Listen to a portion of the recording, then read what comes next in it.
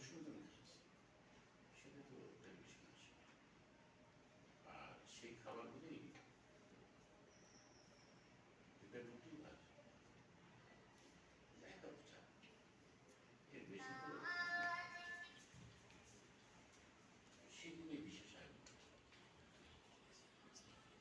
আর একটা জিনিস হলো যে আমি ব্যক্তিগতভাবে মোর দেন 90%, তারপরে এটা যে হচ্ছে এখন একটা ১০০ মানুষ হয়েছে।